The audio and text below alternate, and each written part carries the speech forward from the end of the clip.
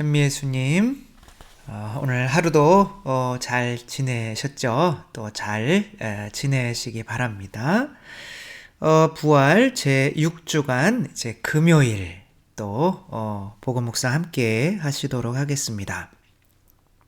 오늘도 역시 요한복음 16장, 이제 13장부터 계속 최후의 만찬 때 예수님께서 말씀을 하시는 건데, 이제 최후의 만찬 끝나시고 돌아가시고 나중에 승천하시고 하시니까 거의 성령론이에요. 여기 나오는 것이. 이제 어제는 뭐 조금 있으면, 조금만 참으면, 뭐 조금 있으면 이제 그런 이야기 올라갔다 내려왔다 했지만, 오늘은 또 어떤 내용이 있냐면, 이제 뭐 기쁨과 근심에 관한 내용인 거죠. 그러니까 성령님께서 어떻게 기쁨과 근심에 관련이 되는지 또 오늘 한번 묵상해 보도록 하겠습니다. 뭐 개신교 이야기인데, 경북 대구 근교에 좀 오래된 교회인가 봐요. 지산교회가, 근데 이 교회가 그 교회인지는 모르겠어요. 그냥 지산교회라고 대구 이렇게 치고 그냥 사진을 뽑은 거기 때문에, 여기에 이 지산교회가 유지되게 하는데 오부자라고 하는 분들이 있었대요. 이제 오부자는 뭐 부자, 아버지와 자녀 이런 게 아니라 성이 오씨 되는 5명의 형제들이 다 부자였기 때문에 오부자라고 불렸다고 해요. 개신교는 이제 11조를 내니까 5명의 형제들이, 그것도 부자가 돈을 얼마나 많이 냈겠어요.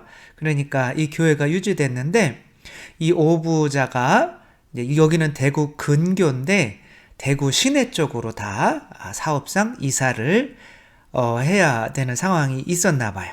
그러니까 여기 이제 장로들이신지, 또 여기 이제 재정을 책임지시는 분들이 대구의 안두화라고 하는 목사님이 계신데요.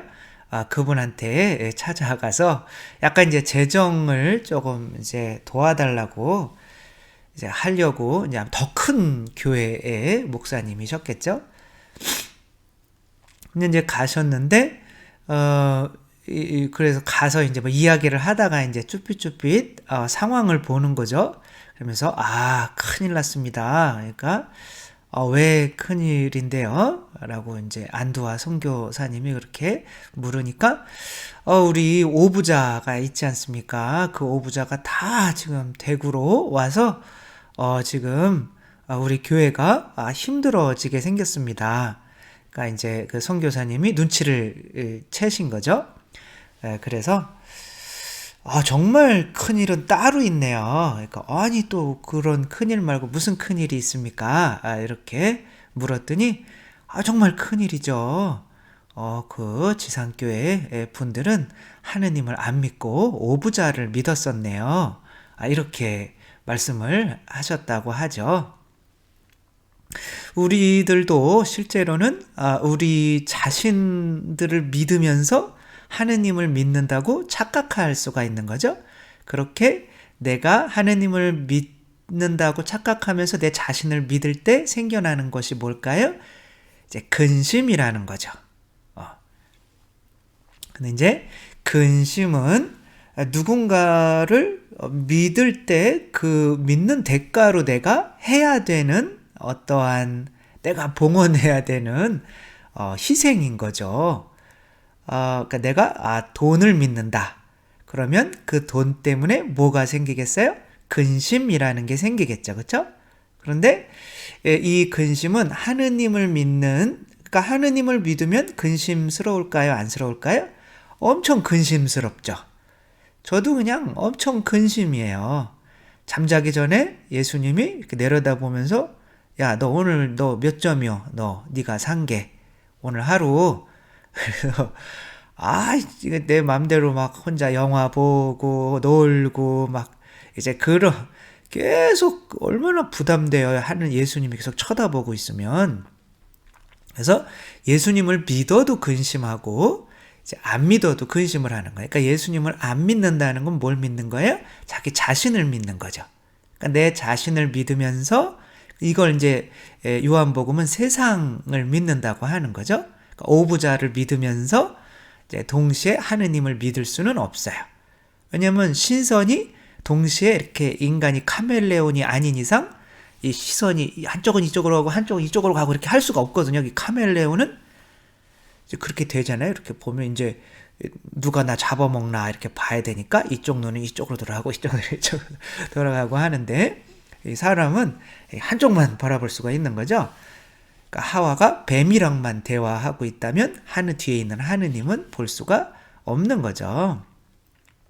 마찬가지로 내 자아 때문에, 내 자아가 욕망하는 이 세상 것들 때문에 근심하고 있다면 나는 반대로 하느님의 시선 때문에 근심하고 있지 않은 거예요. 그게 반대인 거죠. 요걸 알아야 성령님을 받아서 참다운 기쁨을 누리게 된다는 거죠. 그러니까 오늘 복음에서 예수님께서는 이렇게 말씀을 하셔요. 너희는 울며 애통해 하겠지만 세상은 기뻐할 것이다. 그러니까 너희가 울 때 세상은 기뻐한다는 거죠. 이게 반대잖아요. 근데 세상은 자기 자신을 믿는 사람들이니까 예수님은 나만 믿어 라고 이렇게 할 때는 그러니까 반대라는 거죠. 그러므로 그러니까 너희들이 이제 예수님이 부활하셔서 기쁠 때는 예수님을 죽인 사람들은 어떻게 하겠어요? 근심하겠죠. 큰일 났네 이거를. 그래서 돈을 주면서 경비병들 보고 제자들이 훔쳐갔다고 이야기해라. 이렇게 되는 거죠. 이게 반대라는 거죠. 우리는 어떠한 것을 근심으로 어떠한 것에 근심을 할 것인지를 정하는 것이 내가 하느님을 믿을 것인지 또 내 자신 혹은 내 자신이 믿는 세상을 믿을 것인지 결정하게 되는 거죠. 빈센트 빌 박사라고 있대요. 그 박사님이 길을 지나가고 있었는데 어떤 젊은 사람이 저는 너무 이렇게 걱정 근심만 하면서 사는 거예요. 그래서 아니 왜 이렇게 얼굴이 이렇게 근심이 가득 차 있습니까? 라고 물었더니 너무 사는 것 자체가 그냥 다 근심이라는 거예요. 내일 어떻게 먹고 살아야 되는지 모든 게 근심이다. 이 근심을 좀 없앴으면 좋겠다. 그랬더니 빈센트 빌 박사가 그 근심이 없게 살 수 있냐 물었더니 있다 방법이. 어떻게 하면 되냐. 공동묘지로 가라. 그렇게 얘기를 한 거죠. 그래서 공동묘지에 가서 한번 누워봐라. 그러면 근심이 사라질 거다. 그러니까 우리 자아가 다 근심을 이렇게 낳는 거잖아요. 이 자아라고 하는 이놈은 내가 하느님이라고 믿게 하는 놈이거든요. 그래서 내가 하느님이니까 내 힘으로 살아가려고 돈도 욕망하게 만들고 세상 것을 욕망하게 만드는 거죠. 그래서 오늘 지금 당장 죽는다. 내 생명의 주관자가 내가 아니다. 라고 생각하면 이제 하느님의 시선에 자기 자신의 시선을 두겠죠. 그렇게 되면 그러니까 지금 당장 죽는다 혹은 지금 예수님이 나를 내려다보고 계신다 라고 예수님과 눈이 마주치면 세상 걱정은 할 수 없게 되는 거죠.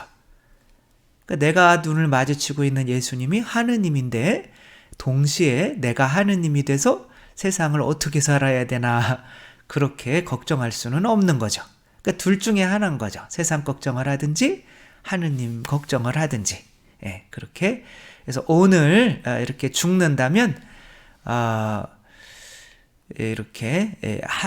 그래서 항상 오늘 죽는다고 생각을 해야 오늘 죽으면 누굴 만나러 가요? 주님을 만나러 가죠. 그러니까 주님의 시선을 돌릴 수 있는 사람이 되는 거죠. 근데 이제 주님을 만나더라도 그 주님의 시선에 걱정이 될 수밖에 없는 거죠. 오늘 아침에 눈을 떠서 눈을 감을 때까지 주님께서 나를 지켜보시고 눈 감을 때 너 내가 원하는 대로 잘 살았어? 뭐 얼마나 부담스러워요. 그러면 뭐하고 살아야 되나? 이렇게 또 물어봐야 되고, 그게 마치 임신한 자매님이 아기를 낳기 직전에 이 상태와 같은 거죠. 예수님을 만나도 이렇게 부담스러운 거죠.